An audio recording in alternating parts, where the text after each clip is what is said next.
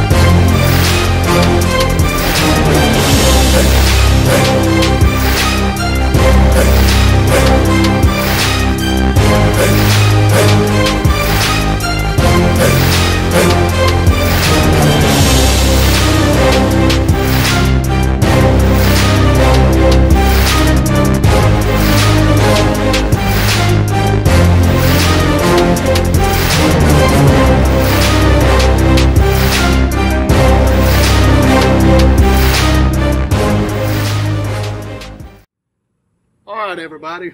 We're here with Average Joe Sports Talk, and we're out at the Hokes Bluff Eagle Stadium with head coach Mike Robertson, the legendary head coach Mike Robertson, who's in his 26th year as the head coach. That's right.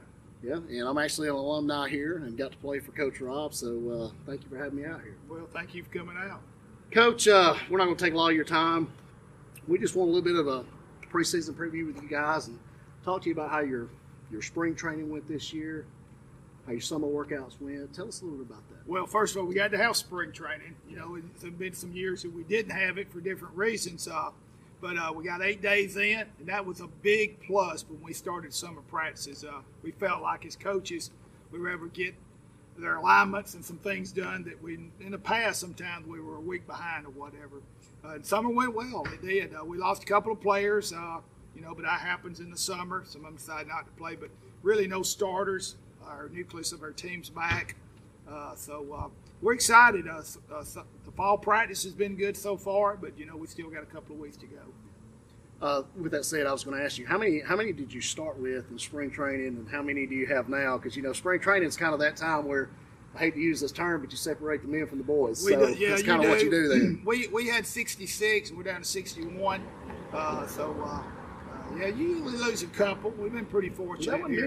No, it's not. You know, with winter workouts now, and we have signed up before Christmas, winter workouts will eliminate some of them there. And so usually, you know, you go through winter workouts, working out every day at athletic PE, you decide I'm going to stick with it. I put that much time in it. Let me ask you this. Were y'all able to put the pads on in spring training much? We did. We got 4 days in full pads, and it was not a lot of contact, but, you know, enough to kind of figure out who might want to be able to participate. Let me ask you this. So you've been doing this long enough, and I played for you. What usually separates them, the pads or the conditioning? Because I know you're a stickler too.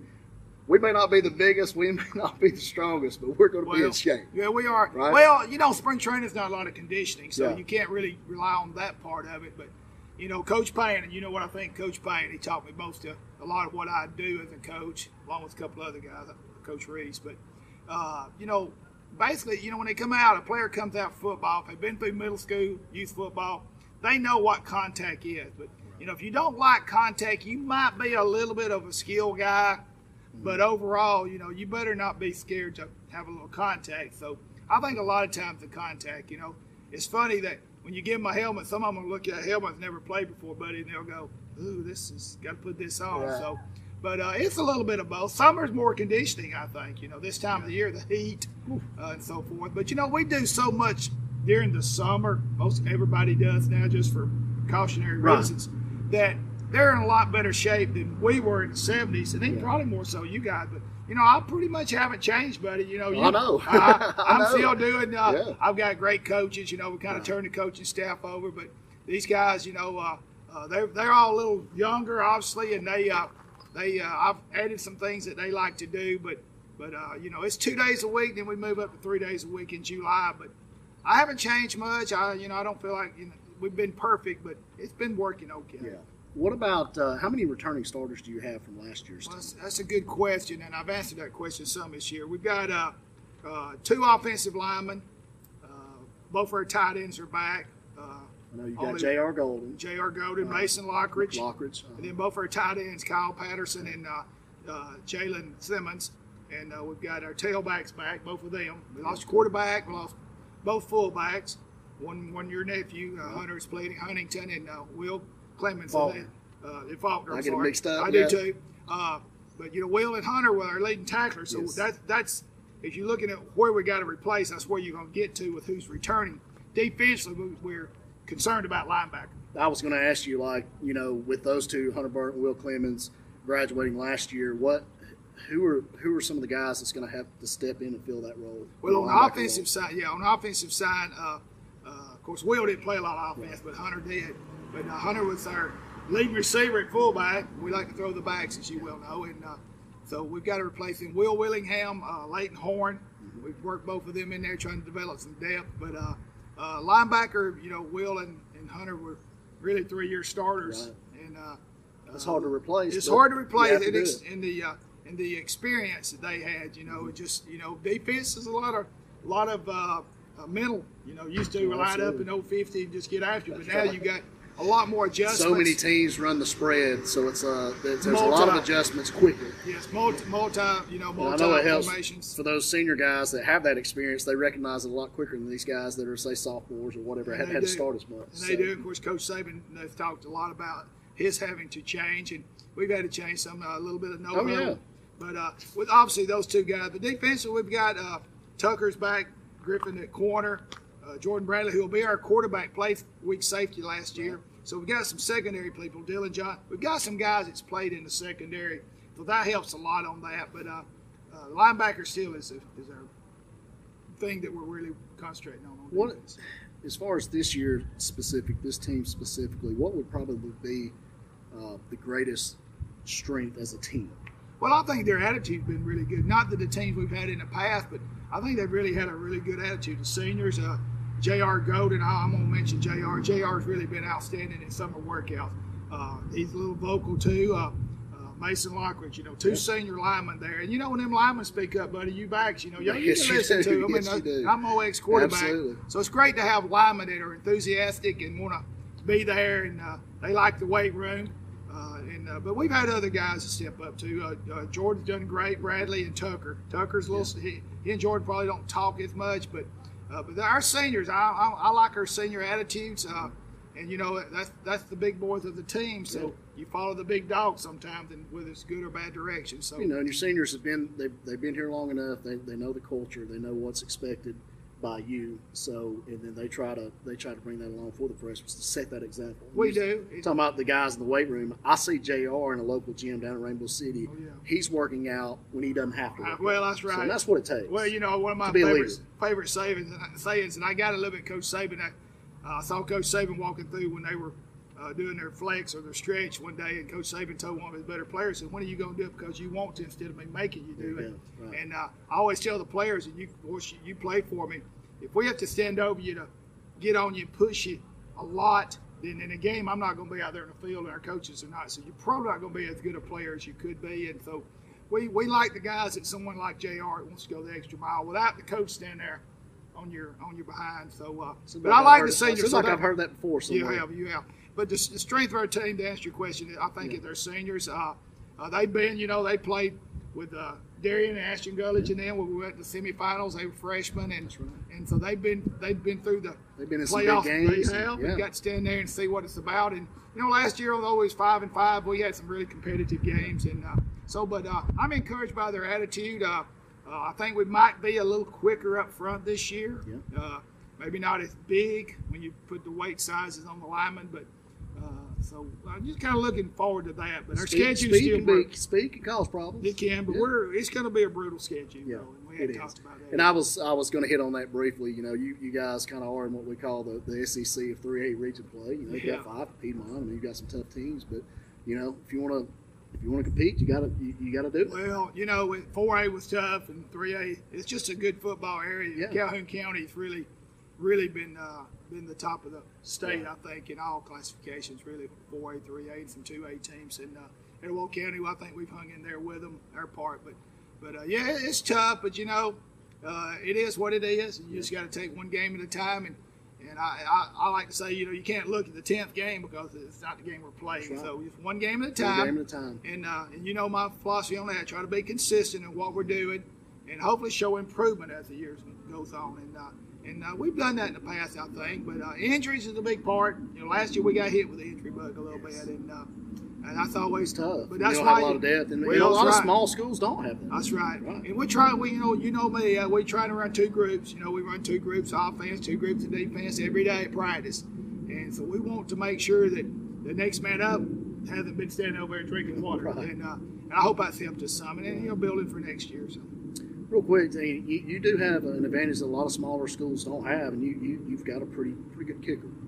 Talk about Jaden a little bit. Oh, yeah. Well, Jaden's kicking game. He's not just a good kicker. He's an excellent kicker. I think he should be a prospect. But, he's just a ninth grader now. And so he's continued to get better. He's still growing. He's getting stronger. I said ninth grader. He's 10th grader. He's the 10th grader. Yes. Get my years right.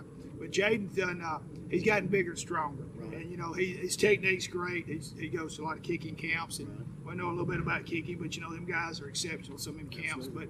But he could be an advantage to us. I was kidding him the other day.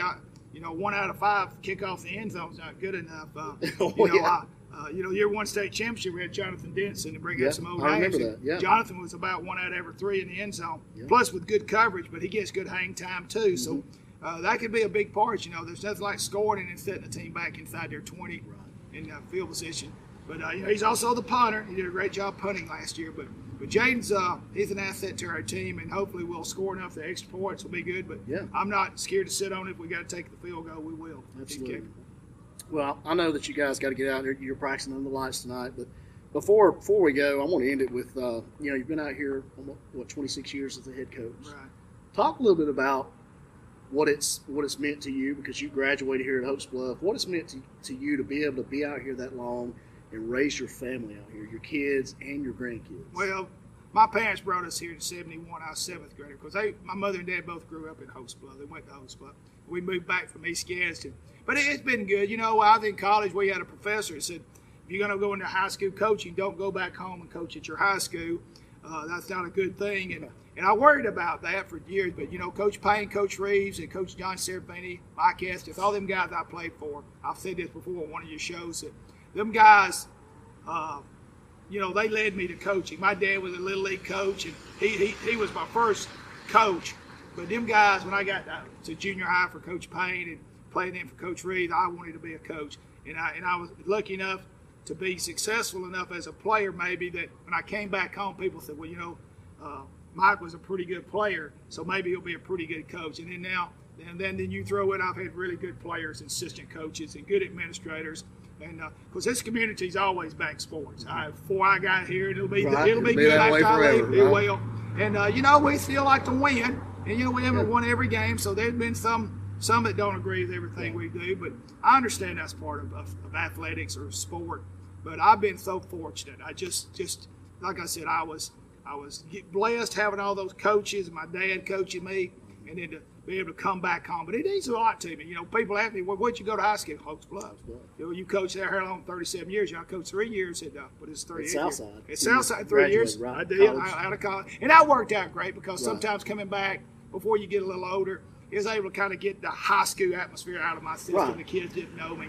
And so that was a plus. And that worked out good. I've just been real lucky. And Coach Payne asked me to come back and got to be his offensive coordinator, so I got to see that side. I've been defense coordinator, so I was prepared to be a head coach. I got to call some of my own plays in high school, so as a play caller, I had experience of doing that, so play calling's never been a pressure thing to me. The players make the play work. Right. All we do is put them in the play. But anyway, add all that together, I appreciate the question, but I've been really blessed. And, it means a lot to me to be. And I'm going to end up here. I don't ever see me even. A lot of coaches retire and go coach somewhere else. I'm not doing that. Right. If I finish here, you'll finish watching your grandkids play. That's right. I'll be a fan. I hope I live long enough to be a fan. And for those that don't know, Coach Rob just found out he's got another grandson coming soon. Right? That's right. We know when the due date is? Yeah, January 20th, same day that Alex was born. So they may be a mom son there. So that's great. But I'm excited about that, and I hope I'm around to see them. So. We'll see. Well, Coach, thank you for having us out. We appreciate it as always. It's always great to come out to Hokes Bluff, my hometown, where I play for you. Right. Thank you so much, and best of luck this season. Well, thank you. And I'm going to say this about Buddy for all of you get to say this. Buddy ran a kickoff back for my first win to help us win the game. So he was a super player. If you guys don't know that. Long time ago. Long time ago. Long time ago. Well, thank you, Coach. It's always a pleasure. Yes, sir.